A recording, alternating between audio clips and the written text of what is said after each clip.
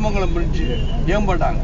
ஏனென்றால் இப்போ டிராஃபிக் இருக்கக்கூடாங்கிறது போகட்டும், இல்லாட்டி இந்த தடவை திறக்கவே மாட்டாங்க. இப்போ உடனடியாக தமிழக அரசு செய்யக்கூடிய நடவடிக்கை உடனடியாக ஒன்றுமே செய்ய முடியாது. அதாவது வெயில் அடிச்சு காஞ்சாதான் உடனடியான ரமணன் சொல்லிக்கிட்டு இருந்தாரு. ரமணன் இன்னைக்கு தான் சொல்றாரு, இன்னைக்கு தான் மழை வரப்போகுதுன்னா ரைட். அவர் ஒரு வாரமா கத்திக்கிட்ட, ஒரு வாரம் உடனடியாக செய்யணும். நீங்க அரசாங்கம் தான் போயிருக்கு. என்ன கேட்குறீங்களா? இதே கேள்வியெல்லாம் நீங்க ஜெயலலிதா கேட்டாலும் தெரியும்.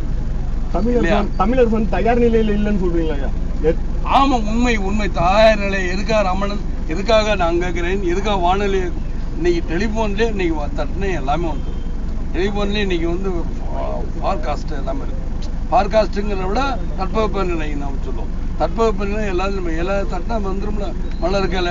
ஆக இவ்வளோ படித்த அறிவாளி நீங்கள் தான் சொல்கிறீங்க. மூச்சுக்கு 300 தடவை தடிக்கணும் தான் ஜெயலலிதா அறுவடை எடுத்து விட்டுற மாதிரி பயந்துக்கிட்டு இருக்கீங்க. நீங்கள் எல்லாருமே பயப்படுறாங்க. அப்படி இருக்கும் பொழுது ஜெயலலிதா பயப்படக்கூடாது. அப்படி இருக்கும் பொழுது இன்னைக்கு தட்பவெப்ப நிலையெல்லாம் சொல்கிறாங்களே. இப்போ செல்ஃபோன் அவங்க தட்டாமையாக இருப்பாங்க, தட்டி பார்த்து சொல்லிட்டு போகிறாங்க. நம்பர் யாருக்கணும் தட்டி பார்த்தா உண்மை நிலைமை தெரியுங்களா? மழை வருமாறாது. அப்போ முன்னெச்சரிக்கை நடவடிக்கை ஏன் எடுக்கலைங்கிறத என்னுடைய கேள்வி. இன்னைக்கு எதிர்கட்சியெல்லாம் சேர்ந்து கூப்பாடு போடுது அப்படிங்கிறது இல்லை. உண்மை அதானே.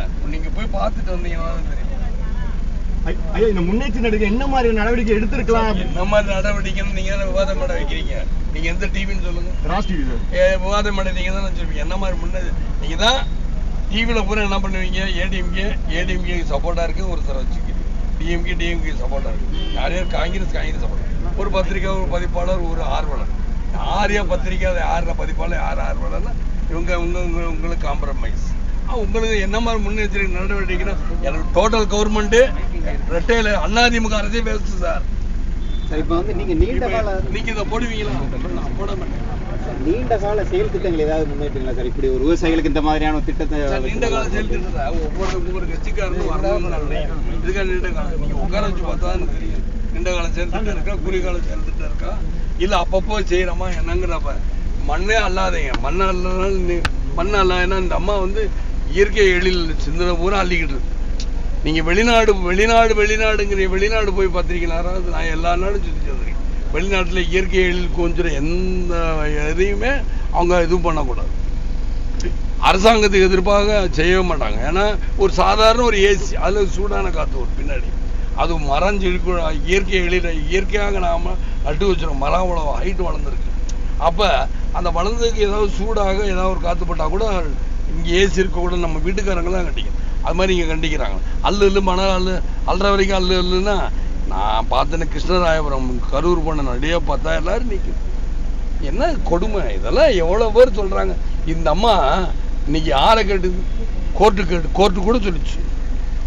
ஹைகோர்ட், சுப்ரீம் கோர்ட் எதையாவது இந்த அம்மா செஞ்சுருக்கா இது வரைக்கும்? கோர்ட்டோட உத்தரவை இது வரைக்கும் ஜெயலலிதா பண்ணியிருக்கா சொல்லுங்க. தானே புயலுக்கு 2011 5250 கோடி ஒதுக்குறேன்னு சொன்னாங்க. வெறும் 930 கோடி தான் இது வரைக்கும். தானே புயல்ல வந்து 5200 கோடி ஒதுக்குனாங்கல்ல. இது வரைக்கும் ஒதுக்குனது அவங்க ஒதுக்குனது வெறும் 900 கோடி வச்சுக்கிறோமே சுமார். அது மீறி எதுக்காக இதெல்லாம் செய்யறாங்க? அப்ப மத்திய அரசுகிட்ட ஒழுங்கா இவங்க நிதியை கேட்டாங்க. இவங்க சும்மாவது 5000 கோடி ஆகுது, 10,000 கோடி ஆகுதுன்னா இவங்க ஒதுக்குனதை நான் கூட கடலூர் கூட சுற்றிட்டு இருந்தேன். கடலூர்ல ஏன் கரண்ட்னா தானே புயலுக்காக தான் நீங்க ஒதுக்குனீங்க. தானே புயல்ல வரும்போது நஷ்டமாகி போச்சுல. அப்பயே கரண்ட் கம்பியெல்லாம் ஒழுங்கா போட்டிருந்தா எல்லாம் சரியா இருந்திருக்கும்ல. கரண்ட்ல கட்டெல்லாம் ஏன் வரணும்? நான் வந்து கலைஞர் பேர்ல இருந்து சொல்லிக்கிட்டு இருக்கேன். எல்லா இடத்துலையும் தொங்கிக்கிட்டு தான் போகுது வயரு.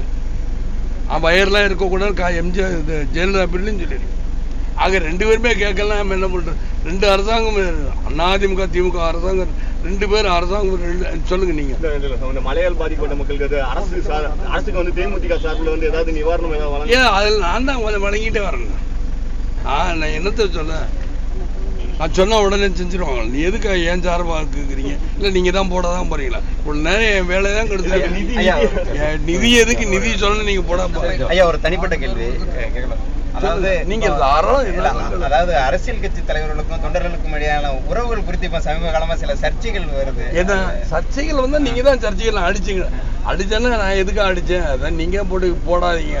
என்ன சர்ச்சை நீங்க சொன்னாதானே புரியும். வெறும் சர்ச்சை நீங்க சர்ச்சைங்கிறது இப்ப நான் கூட இப்படி கூட அனுப்பேன். இது சர்ச்சைனா என்ன? நான் என்ன பண்றேன்? என் கட்சிக்காரர் தான் நான் பண்றேன்.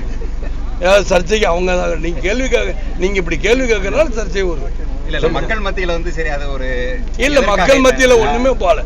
நீங்களா ஏதாவது மக்கள் மத்திய இன்னைக்கு வெள்ளங்கிறது யாருனால உங்களால தானே. 2005 யாருக்காவது தெரிஞ்சதா?